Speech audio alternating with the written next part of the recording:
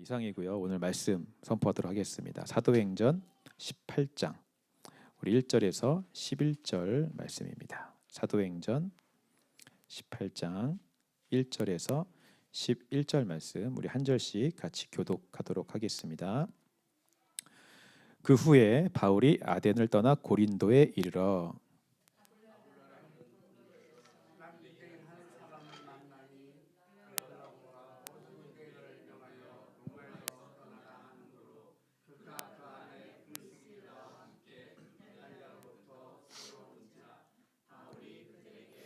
생업이 같으므로 함께 살며 일을 하니 그 생업은 천막을 만드는 것이더라.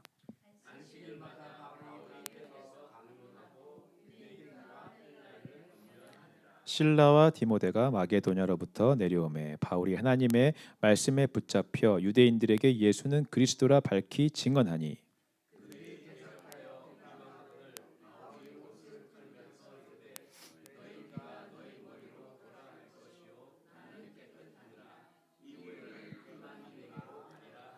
거기서 옮겨 하나님을 경외하는 디도 유스도라 하는 사람의 집에 들어가니 그 집은 회당 옆이라.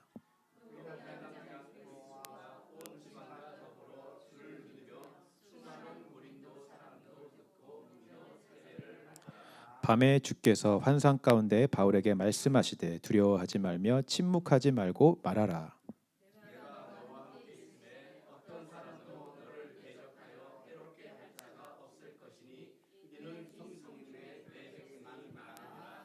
우리 11절 같이 읽겠습니다. 시작. 1년 6개월을 머물며 그들 가운데서 하나님의 말씀을 가르치니라. 아멘. 저희가 지난주에 이제 부활절이 지났는데 저희가 그동안 4번에 걸쳐서 예수님의 행적을 따라서 성경의 가장 중요한 근본 진리들을 대면해 왔습니다. 또 지난주에 감사하게도 우리 홍성철 교수님이 오셔서 또 방문해 주셔서 예배 후에 식사하시면서 교회에 관련한 좋은 말씀들을 많이 해주셨어요. 그렇게 주신 말씀들을 한 주간 제 안에 묵상하면서 하나님께서 좀 그런 마음을 주셨습니다. 이 교회가 아직은 작고 미약하지만 분명히 하나님께서 부르시고 세우신 교회이고 그렇기 때문에 하나님께서 주시는 그 말씀의 진리 안에서 느려도 우리가 천천히 올바르게 서 갔으면 좋겠다라는 마음을 좀 주셨습니다. 그러니까 시간이 오래 걸려도요 조급해하지 않고 하나님의 부르심 따라서 그 말씀의 진리 앞에 정확하게 나를 대면하고 그 말씀의 진리가 내 안에 자아와 죄의 본질을 드러낼 때 그것을 십자가 앞에 또 처리하고 그렇게 나를 죽였을 때 예수 그리스도의 생명으로 다시 살아나는 말씀의 실제가 되는 이 삶을 우리가 경험해 가면서 천천히 좀 성장해 갔으면 좋겠습니다. 그래서 부활절이 지난 이후에 어떤 말씀을 나눌까 이제 본문으로 나눌까 기도하는 가운데 이렇게 교회를 천천히 올바로 세워 가야 한다는 마음을 강하게 주시면서 보여주신 교회가 바로 고린도 교회였습니다. 이 고린도 교회는 우리가 잘 알듯이 바울을 통하여 세워진 교회입니다. 이 고린도라고 하는 굉장히 척박한 지역에 세워진 그 교회가 어떻게 세워지고 어떻게 자라가는지를 좀 말씀을 통해 우리가 보기를 원해요. 물론 이 교회가 건강한 교회는 아니었습니다. 문제도 많았고 어려움도 많았습니다. 근데 또 그런 문제들과 어려움을 어떻게 극복해 나가는지도 좀 우리가 살펴보기를 원합니다. 그래서 이 고린도 교회의 모습을 통해서 이 플래그십 처치가 아틀란타 땅에서 어떤 교회의 모습으로 세워져 가야 하는지를 우리가 함께 좀 고민하고 생각해 보기를 소망해요. 그래서 우리 첫 번째 시간이기 때문에 이 교회의 설립에 대해서 자세히 나온 이 사도행전 본문을 오늘은 나누고요. 다음 시간부터는 고린도전서를 우리가 1장부터 하나하나 강해하면서 좀 살펴볼 예정입니다. 우리 오늘 본문 1절 다시 한번 읽어보겠습니다. 같이 읽겠습니다. 시작. 그 후에 바울이 아덴을 떠나 고린도에 이르러. 자, 그 후에 바울이 아덴을 떠나 고린도에 이르렀다라고 나오고 있습니다. 그 후라고 하는 것은 어떤 일을 말하는 것일까요? 바울이 아덴을 떠나서 고린도에 올 수밖에 없었던 한 사건을 그 후라고 지금 이야기하고 있습니다. 그 사건이 뭐냐면 그 앞장에 나오고 있는데요. 17장 우리 16절 말씀도 한번 같이 읽어보겠습니다. 17장 16절 같이 읽겠습니다. 시작. 바울이 아덴에서 그들을 기다리다가 그 성에 우상이 가득한 것을 보고 마음에 격분하여, 자, 바울이 콘도에 오기 전에 아덴이라는 지역에 먼저 있었습니다. 여러 지역을 다니면서 복음을 전하다가 아덴이라고 하는 지역까지 이르게 된 거예요. 아덴은 오늘날로 말하면 아테네를 말하는 것입니다. 거기에 이르러서 이제 만날 사람들을 기다리고 있는데 그 성 중에 우상이 가득한 것을 이제 보게 되는 거죠. 그것들을 보면서 마음에 막 화가 나고 분노가 지금 일어나게 되는 것입니다. 아테네는 우리가 잘 알듯이 헬라 문학의 중심지이고요. 이름 자체가 그 그리스 신들 중에 하나인 아테네의 이름을 따서 지을 만큼 신들의 이야기와 그런 우상 신들을 기리는 사원들, 뭐 신전들, 형상을 만들어 놓은 우상들이 가득한 도시가 바로 아테네였습니다. 그것을 보고 바울의 마음이 격분되었다라고 하는 거죠. 이 마음은 그냥 마음이 뭐 분노, 미움 이런 것이 아닙니다. 오늘 기독교인들이 이렇게 가다가 무당들을 봤을 때 또는 제사하는 모습을 봤을 때 좀 느끼는 불편함, 뭐 그런 거리낌 이런 마음이 아니에요. 익숙한 것을 우리가 보지 않을 때, 나와 다른 것을 보았을 때 느끼는 거부감이나 불쾌감을 뜻하는 단어도 아닙니다. 이 느낌은 우리가 헬라어를 보면 좀 더 정확하게 우리가 알 수가 있어요. 여기서 마음이라고 번역을 해 놓았는데 실제로 헬라어로 보면 푸뉴마라고 되어 있습니다. 여러분 많이 들어보셨죠? 이 푸뉴마란 단어는 마음이란 뜻도 가지고 있지만 영이라고 하는 뜻도 가지고 있는 단어입니다. 그래서 번역을 할 때 때로는 마음과 영을 합쳐서 우리가 그냥 심령이라고 번역을 하기도 해요. 이 단어를. 그래서 마태복음 5장에서는 같은 단어이지만 마음이 가난한 자는 복이 있나니라고 하지 않고 심령이 가난한 자는 복이 있나니로 번역을 해 놓았습니다. 이렇게 마음과 영을 같이 합쳐서 보통 번역을 하는 거죠. 근데 여기서는 한글 번역으로는 마음이라고 번역을 했지만 영어 성경 뭐 NIV나 킹제임스 버전 다 보면은 다 스피릿이라고 나와 있어요. 그러니까 영이라고 더 번역을 해 놓은 것입니다. 쉽게 말하면 바울의 영이 격분한 거예요.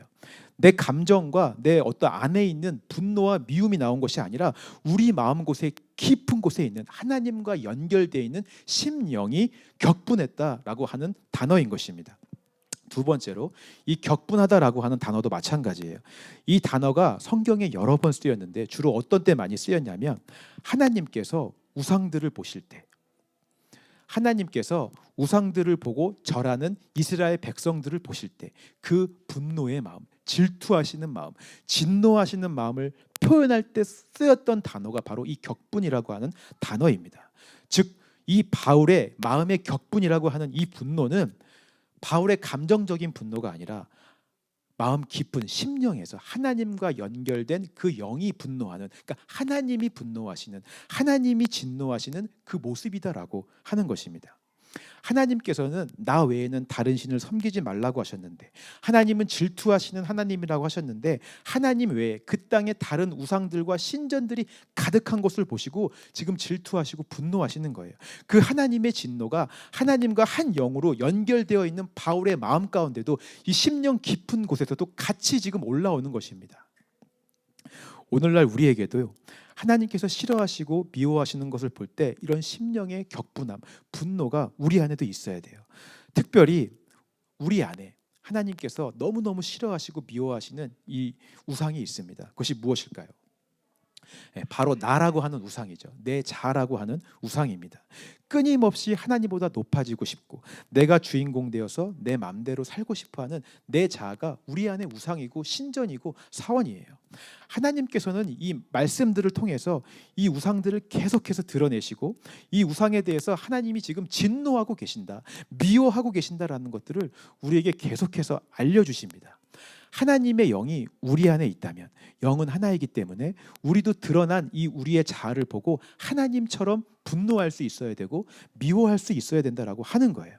이 죄를 미워하시는 하나님의 마음이 저와 여러분들 안에 느껴져야 합니다. 근데 보통 우리는 반대인 경우가 많죠.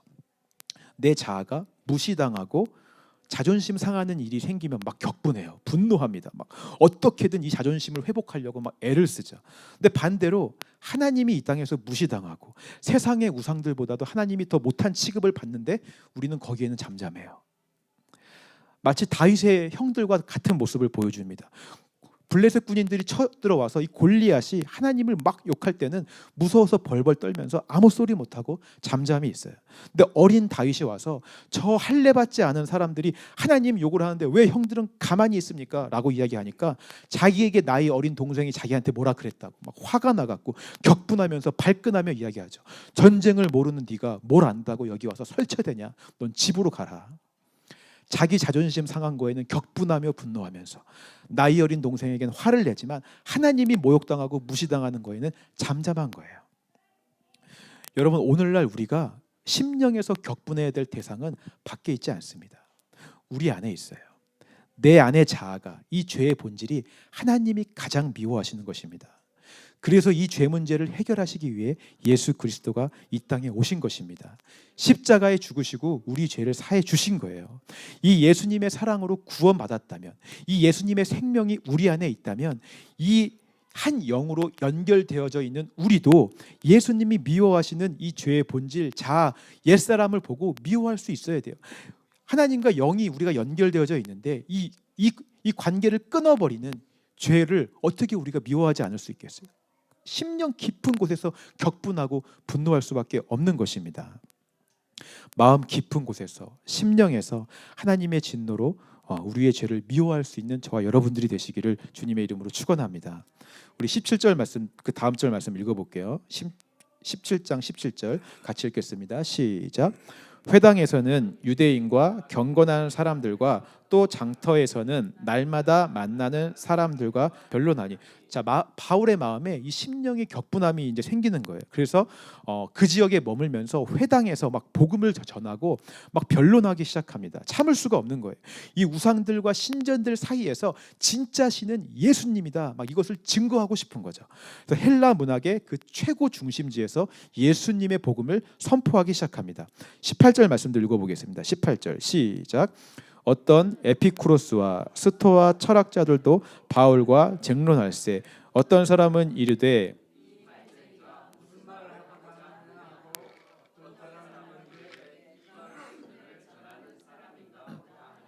이는 바울이 예수와 부활을 전하기 때문이라라.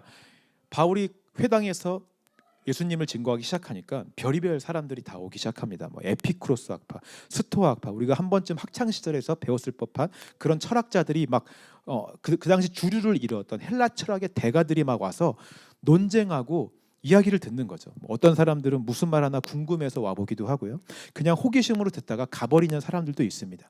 저마다 자신들의 생각과 신념과 가치관, 철학을 가지고 와서 복음을 들어보고 복음과 비교해보고 논쟁하기 시작하는 거예요. 그렇게 하다가 자기와 믿는 신념이 다르고 맞지 않는다고 여겨지면 비판하고요, 막 잘못되었다고 무시하고 경멸하며 막 돌아가는 일들이 이제 일어나는 거예요. 바울은 거기에서 포기하지 않고 계속해서 복음을 전하고 예수님을 지금 증거하고 있는 것입니다. 자, 여러분, 지금 이 일들이 어디에서 일어나고 있습니까? 회당이라고 하는 곳에서 일어나고 있죠. 회당이 어떤 곳입니까? 유대인들의 하나님의 말씀을 듣고 가르치는 곳이 회당이잖아요. 유대인들에게는 율법이 가장 중요하고 그들의 정체성이었기 때문에 어느 지역을 가든 가장 먼저 회당을 세우고 예배하고 말씀을 가졌습니다. 그런데 지금 그 회당에서 바울이 예수님의 복음을 전파하고 있는데 사람들이 지금 저마다 와서 자기의 철학과 초등학문과 가치관과 기준을 막 들이밀면서 이건 아니라고 하고 자기 그 기호에 맞게 막 복음이 잘못되었다고 하기도 하고 자기네 철학이 옳다고 지금 주장하기도 하며 변론하며 논쟁하며 싸우는 일들이 지금 이 회당에서 일어나고 있다라고 하는 거죠. 여러분, 오늘날도 저는 별반 다르지 않다라고 생각합니다. 교회 안에서요, 예수님의 말씀, 이 근본 진리가 선포되어지고 있습니다. 수많은 우상들 중에 예수님이 참 신이고 하나님이 참 신이라고 진짜 복음이 막 선포되어지고 있어요. 근데 수많은 사람들이 다 와서 자기 기준과 자기 가치관과 자기 철학과 자기 신념을 가지고 복음 앞에 이것을 막 들이밉니다. 서로 변론하고 논쟁하기 시작해요. 그것에 맞추어서 복음을 평가하기도 하고 복음을 변질시키기도 하고 복음을 나누기도 합니다. 내 자아는 이 땅에서 잘 먹고 싶고 성공하고 싶으니 복음도 그렇게 이야기하라고 강요해요. 내 자아는 이 땅에서 내가 원하는 것을 다 갖고 싶으니까 복음은 내가 원하는 것을 다 줄 수 있다고 말하라고 막 강요합니다. 그렇게 말하지 않는 복음, 내 자아의 뜻대로 해주지 않는 복음은 틀렸다고 하고 무시하고 재미없다고 하고 경멸하는 거예요. 이것이 오늘날 교회 안에서도 일어나고 있다라고 하는 거죠. 제가 청년부 사역을 할 때 한 청년부 자매가 저한테 와서 그런 말을 한 적이 있습니다. 목사님, 저는 교회만 나오면 마음이 너무너무 불편해요. 저는 교회에 와서 막 위로받고 기쁘고 내가 원하는 기도 제목 다 해서 다 하나님께서 들어주시고 그렇게 행복하게 살고 싶은데 말씀만 들으면 너무너무 불편한 거예요. 말씀이 자꾸 나를 죄인이라고 하고 내가 원하는 것을 내려놓아야 된다라고 하고 내 자아를 버려야 된다라고 얘기하니까 너무 불편하고 괴롭습니다. 제가 그 청년에게 그렇습니다. 너 지금 잘하고 있는 것이다. 그게 교회다라고 얘기했어요. 말씀이 너 안에서 지금 역사하고 있는 것이다. 복음이 너희 안에서 살아서 움직이고 있는 거야. 하나님이 미워하시는 너의 죄의 본질을 지금 밝히고 드러내기 때문에 지금 불편한 거야. 그래서 괴로운 거야. 괜찮아. 포기하지 말고 그 말씀 앞에 머물러 있어. 이 말씀이 너를 자유케 할 때까지 버티고 있으라. 그러나 많은 사람들이 이 불편함을 견디지 못해요. 내 뜻과 정반대로 반박하는 이 복음을 듣고 싶어 하지 않습니다. 내 자아를 기쁘게 해주는 변질된 복음, 반쪽짜리 복음, 한쪽에 치우친 복음만 듣고 싶어 해요. 결국 사람들은 진짜 복음을 밀어내거나 그 진짜 복음에서 떠나기 시작합니다. 오늘 바울도 마찬가지예요. 사람들은 바울과 변론하다가 결국 바울을 아덴에서 몰아내기로 결정합니다. 도저히 안 되겠다. 저 이상한 예수를 전하는 놈을 우리가 죽이자, 몰아내자, 쫓아내자. 우리랑은 통 맞지를 않는다. 바울을 밀어내기 시작해요. 그래서 바울이 사람들로부터 추방당해서 오늘 간 곳이 어디냐면 고린도 지역이라고 하는 것입니다. 오늘 본문입니다. 18장 1절 다시 읽어보겠습니다. 시작. 그 후에 바울이 아덴을 떠나 고린도에 이르러. 이제 그 후라는 일이 어떤 사건인지 여러분 이해가 되시죠? 그 사건 이후에 바울이 이제 고린도로 추방당해서 오게 된 거예요. 자, 2절 말씀도 이제 읽어보겠습니다. 2절 시작.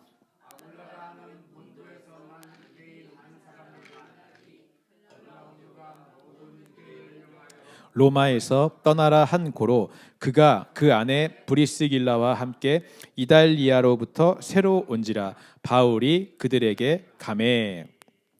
자, 제가 바울이라면 굉장히 낙심했을 것 같아요. 자기는 진짜 복음을 선포하고 전하는데 사람들은 오히려 회당에서 자기를 막 밀어내는 거예요. 복음을 거부하는 거죠. 실망감과 절망감과 낙심감을 가지고 고린도가 하는 낯선 지역까지 지금 오게 되었습니다. 근데 거기서 놀랍게도요, 하나님께서 준비하신 아주 기가 막힌 인연을 만나게 됩니다. 누구입니까? 바로 아굴라와 브리스길라라고 하는 한 가정, 바울의 평생의 평신도 동역자들을 바로 만나게 되는 거예요. 자, 이 사람들은 어떻게 또 여기까지 오게 되었는지 한번 볼까요? 2절에 보니까 글라우디오가 모든 유대인들을 명하여 로마에서 떠나게 했다라고 나오고 있습니다. 아굴라와 브리스길라는 원래 로마에서 살고 있었습니다. 학자들에 의하면 의견이 되게 다 분분하긴 해요. 근데 이 아내였던 브리스길라가 꽤 괜찮은 집안의 사람이었다라고 합니다. 어떤 학자들은 이 여자가 로마의 귀족이었다라고 하기도 하고요. 어떤 사람은 원래는 유대인인데 나중에 로마의 시민권을 얻어서 로마 시민권자가 되었다라고도 합니다. 그러니까 어쨌든 간에 로마의 좀 부유한 계급, 부유한 계층에 속하는 사람이 바로 이 브리스길라였어요. 근데 이 브리스길라가 아굴라라고 하는 유대인을 만나서 결혼을 하게 됩니다. 그리고 거기서 예수 그리스도의 복음을 접하게 되고 진짜 복음을 접하게 되고 예수 그리스도를 영접하고 구원받게 돼요. 하늘나라의 시민이 됩니다. 이미 이 사람들은 새가족이나 이런 초신자가 아니라 예수 그리스도 진짜 복음을 듣고 말씀이 실제화가 된 그런 참 신자들, 참 성도들이었다라고 하는 거죠. 근데 글라우디오라고 하는 한 황제가 로마에서 유대인들 내가 꼴 보기 싫으니 다 나가라 하는 유대인 추방령을 내리는 거예요. 이 사람은, 이 황제는 로마에 대해, 이 유대인들에 대해 별로 좋은 감정을 갖고 있지 않았습니다. 왜냐하면 그 당시 로마에 크고 작은 문제가 많았고 막 폭동이 많이 일어났는데 그 모든 것이 원인이 바로 기독교인들이라고 생각을 한 거예요. 그래서 기독교인들의 재산을 다 몰수해 버리고 로마에서 추방하라라고 하는 칙령을 내린 것입니다. 이때 로마의 시민권자였던 이 아굴라와 브리스길라는 얼마든지 탈 수 있었어요. 우리는 사실 로마의 시민권자입니다라고 말하면서 우리는 예수 믿지 않습니다라고 말하면 그냥 로마에 머무르면서 자기의 재산과 이런 지위와 계급을 다 지킬 수 있었어요. 그런데 역시 하나님이 준비하신 사람들은 뭔가 다르죠. 절대 타협하지 않습니다. 많은 부와 재산과 계급과 명예를 다 몰수당하고 그냥 추방당하는 것을 선택합니다. 자신들이 믿는 믿음, 신앙, 예수 그리스도를 순수하게 지키기 위해서 로마에서 추방당해요. 그리고 그들이 나온 곳이 어디냐면 고린도 지역이라고 하는 거죠. 여러분, 하나님께서 교회를 세우시는 모습은 참으로 놀랐습니다. 바울도 그렇고요, 아굴라와 브리스길라도 그렇고 어느 누구 하나 우리가 이 지역에 교회를 세우자 하고 복음을 전하자 하고 마음 먹고 전략적으로 지금 교회를 세운 것이 아닙니다. 그들은 그냥 그들이 맡은 자리에서 자기의 신앙과 믿음을 지키고 있었을 뿐이에요. 바울은 우상들을 보고 심령이 격분해서 하나님의 진노하심으로 복음을 전파하다가 추방당해서 고린도로 온 것이고요, 아굴라와 브리스길라는 자기 맡은 자리에서 복음을 지키기 위해 모든 것을 다 포기하고 추방당해서 고린도 지역에 오게 된 것입니다. 그렇게 이 사람들이 만나게 되었다라고 하는 거예요. 사람의 계획과 의도로 이루어진 일이 아닙니다. 하나님의 계획과 섭리하심으로 이루어진 일인 줄 믿습니다. 만나는 장면도요, 너무 재밌습니다. 여러분, 3절 4절 말씀 읽어볼까요? 3절 4절 시작. 생업이 같으므로 함께 살며 일을 하니 그 생업은 천막을 만드는 것이더라.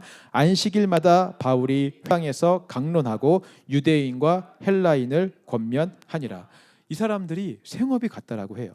자, 그 당시에 추방된 많은 사람들이 이 고린도 지역으로 들어오게 되었습니다. 추방된 난민들 막 고린도 지역으로 밀려 들어오기 시작하고, 이 고린도 지역 자체가 항구 도시이기 때문에 배 타고 들어오는 유입되는 인구들이 굉장히 많았습니다. 사람들이 많이 들어오다 보니까 거주할 수 있는 천막과 장막이 아주 이 수요가 많아지는 거죠. 브리스길라와 아굴라가 천막과 장막을 만들어서 팔기 시작해요. 바울도 같은 직업을 가지고 있었습니다. 천막과 장막을 만들어서 생계를 유지하려고 그거 만드는 사람들을 찾아다니다가 이 사람들이 만나게 되는 거예요. 같은 직종에 있는 사람들끼리 만나게 되는 거죠. 그러다 보니까 이야기하다 보니까 같은 복음을 들은 사람들, 가짜 복음이 아니라 진짜 복음, 예수 그리스도로 하나가 되는 어떤 그런 것들을 경험하게 되는 거예요. 안식일마다 함께 회당에서 예배드리기 시작해요. 말씀을 강론하고 배우기 시작합니다.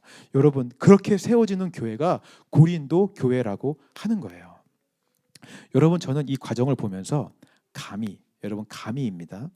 감히 저희 플래그십 처치도 하나님께서 이렇게 인도하시지 않았나 생각해 봐요.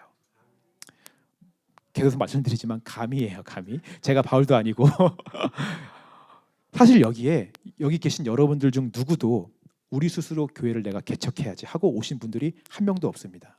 저 역시 교회 개척에 대한 마음은 진짜 1도 없었어요. 저같이 백없는 흑수저 목사에게 가장 좋은 길은 그냥 큰 교회 부목사로 있다가 적당히 다른 교회로 청빙받아 가는 것이 저에게는 가장 안전하고 안정이 보장된 길입니다. 근데 하나님께서 자꾸 세속적으로 변해가는 세상을 보여주시고요, 변해가는 교회의 모습을 보여주세요. 말씀드렸듯이 물론 많은 교회가 다 그렇진 않겠지만 자꾸 교회가 사람들의 자아의 만족을 위해서 다니는 곳으로 변해가는 거예요. 내 만족과 내 기쁨을 채우기, 내가 듣고 싶어하는 말씀으로 복음을 자꾸 변질해요. 내 자아가 듣고 싶어하는 이야기만 하라고 복음을 조정해요. 정말 복음이 전하는 근본 진리, 십자가의 진리는 듣고 싶어하지 않고 죄에 대한 이야기는 자꾸 피하고 싶어하고 변질되고 수정된 이야기들만 듣고 싶어합니다.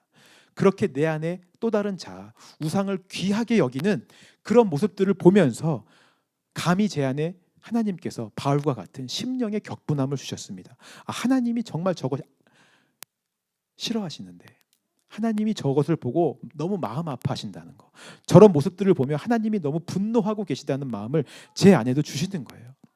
그러면서 정말 한쪽에 치우친 복음이 아니라 반쪽짜리 복음이 아니라 정말 예수 그리스도의 복음을 전할 사람이 필요하고 전할 교회가 필요하다는 마음을 제 안에 주시는 것입니다. 정말 교회 개척에 관심 없던 저를 밀어내시듯이 교회 개척의 길로 그렇게 인도하셨어요.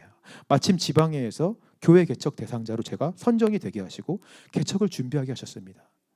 저의 계획과 의도가 아니었어요. 저는 개척을 생각해 본 적도 없습니다. 하나님의 인도하심으로 이렇게 오게 된, 마치 밀어내시듯이 그렇게 오게 된 거예요.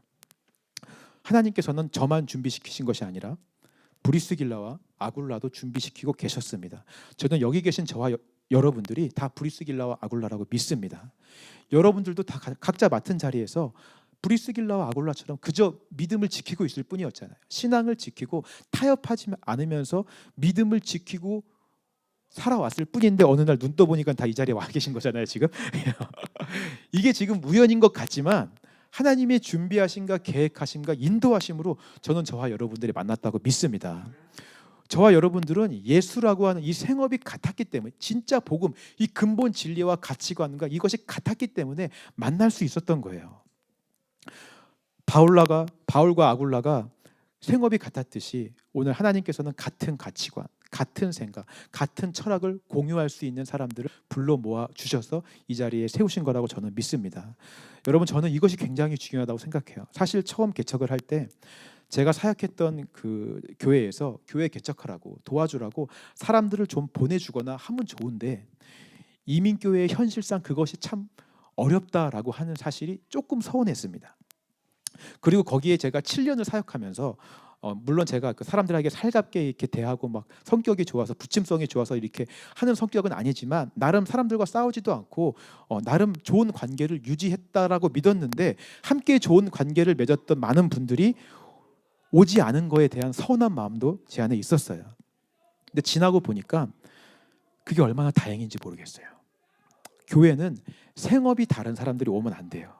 힘듭니다. 아무리 개인적으로 친하고 좋은 관계를 유지한다고 해도 다른 목적, 다른 비전, 다른 철학, 다른 가치관을 가진 사람들이 모이면 아무리 많은 사람들이 모여도 그 교회는 올바로 설 수가 없기 때문에 그렇습니다.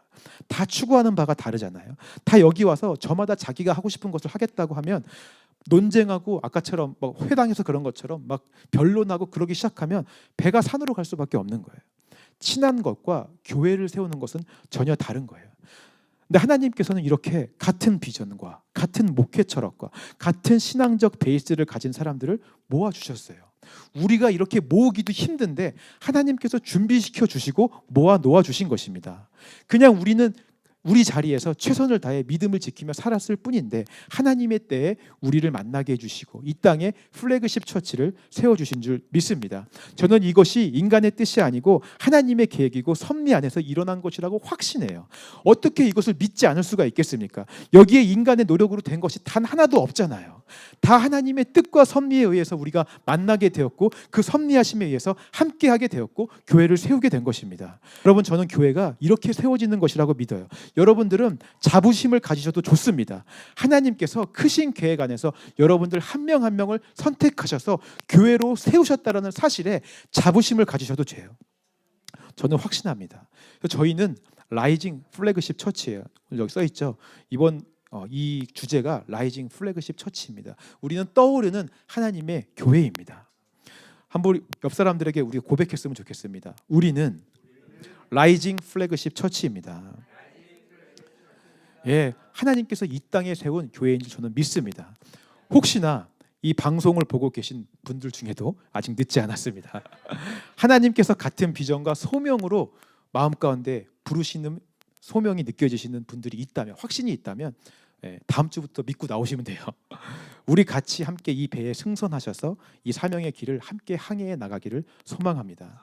이것이 얼마나 복된 길인지 모르겠어요. 이 교회가 하나님의 교회이기 때문에 목사 한 사람의 교회도 아니고 성도들의 교회도 아니고 하나님의 교회이기 때문에 하나님의 인도하심과 하나님의 뜻과 하나님의 사명에 의해서 움직여가는 줄 믿습니다. 그 하나님의 뜻이 무엇인지 우리 짧게 한번 보겠습니다. 5절 말씀 한번 읽어보겠습니다. 5절 시작.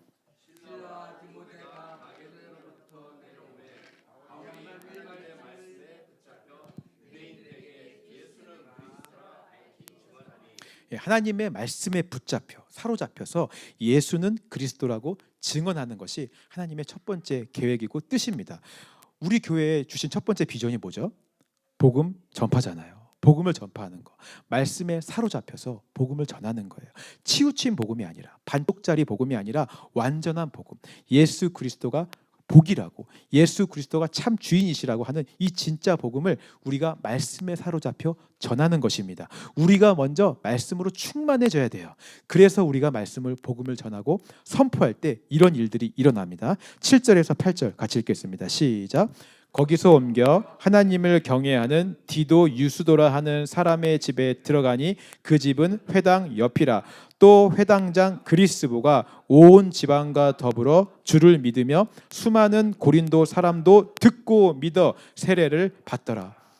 복음이 전파되니까 회당장이 주를 믿고 수많은 고린도 사람들이 듣고 믿어 세례를 받는 일들이 막 일어나게 됩니다. 선포된 말씀이 듣는 것에서 끝나지 않고 이것이 실제화가 되어서 복음 듣고 구원받는 사람들이 많아지게 되는 거예요. 말씀이 실제화가 되어 하나님의 자녀들이 많아지는 역사가 일어나게 됩니다. 여러분, 우리 교회의 두 번째 비전이 무엇입니까? 말씀의 실제화. 이것이 일어나는 거예요. 교회 다니는 사람들이 많아지는 것이 아니라 말씀이 실제화가 되는 사람들이 많아지는 것입니다. 내 자아의 만족을 위해 나오는 사람들이 교회에 많아지는 것이 아니라 자아를 처리하는 사람들이 교회에 많아지게 되는 거예요. 여러분 믿습니까? 마지막 세 번째 9절 10절 읽겠습니다. 시작. 밤에 주께서 환상 가운데 바울에게 말씀하시되 두려워하지 말며 침묵하지 말고 말하라. 내가 너와 함께 있음에 어떤 사람도 너를 대적하여 해롭게 할 자가 없을 것이니 이는 이 성중에 내 백성이 많음이라 하시더라. 하나님께서 이 사명을 감당하는 우리에게 두려워하지 말래요. 누구도 우리를 대적하여 해롭게 할 자가 없대요. 그 이유가 무엇입니까? 이 성중에 내 백성이 많기 때문에. 말씀이 실제화가 된 사람들이 많아지니까 눈에 보이는 하나님의 땅이 넓어지고 하나님의 나라가 확장되어졌어요. 우리 교회의 세 번째 비전이 무엇입니까, 여러분? 하나님 나라의 확장. 이것이 다 하나님의 나라가 되어서 하나님의 백성이 많아지고 하나님께서 다스리시는 땅이 막 넓어지니까 그 통치 영역 안에 있는 우리는 안전해요. 우리를 해할 자가 없는 거예요. 이 땅이 점점 더 넓어질 것입니다. 하나님의 통치 안에서 우리가 안전할 것입니다. 저희 교회의 비전이 여기 다 들어있잖아요. 어떻게 하나님께서 인도하신다는 것을 우리가 믿지 않을 수가 있겠습니까? 안 믿는 것이 더 어렵잖아요. 고린도 교회를 이렇게 세우시듯이 플래그십 처치를 이렇게 세우시고 이끌어 가실 줄 믿습니다. 여러분 가슴이 벅차지 않습니까? 저 혼자 벅찬가요? 가슴이 막 벅차오르고 말씀을 읽는데 막 소름이 막 돋는 거예요. 마지막 11절 말씀 읽고 마치겠습니다. 11절 같이 읽겠습니다. 시작. 1년 6개월을 머물며 그들 가운데서 하나님의 말씀을 가르치니라. 자, 바울은 그렇게 하나님께서 정하신 기간 1년 6개월간 교회를 세우고 그곳에서 말씀을 가르치고 또 다른 하나님의 명령에 따라서 이제 또 움직이게 됩니다. 이 교회는 하나님의 교회이기 때문에 하나님의 섭리에 의해서 하나님이 정하신 시간에 의해서 움직입니다. 그 정한 시간, 정한 장소, 정한 때가 언제인지 알 수 없지만 하나님께서 지금 정하신 시간, 지금 정하신 장소, 이 휴가일 지역에서 최선을 다해서 주신 사명을 우리가 감당하기를 소망합니다. 하나님이 또 정하신 다른 때에 또 정하신 다른 장소로 우리가 옮길 수도 있고요. 다른 건물로 옮길 수도 있습니다. 괜찮습니다. 교회는 건물이 아니기 때문에 괜찮아요. 저와 여러분들이 교회인 줄 믿습니다. 다시 한번 우리는 라이징 플래그십 처치입니다. 예, 저와 여러분들이 교회예요. 저와 여러분들이 부름받은 교회입니다. 하나님이 준비하셨고 부르셨고 세우셨고 인도해 가십니다. 예수님이 우리의 함장 되시고 대장 되십니다. 하나님께서 정하신 바로 그때까지 하나님이 정하신 그 장소에서 오늘도 그 인도하심과 그 부르심을 따라서 순종하며 우리의 주신 사명, 복음 전파, 말씀의 실제와 하나님 나라의 확장, 이 사명을 감당해내는 저와 여러분들이 되시기를 주님의 이름으로 축원합니다.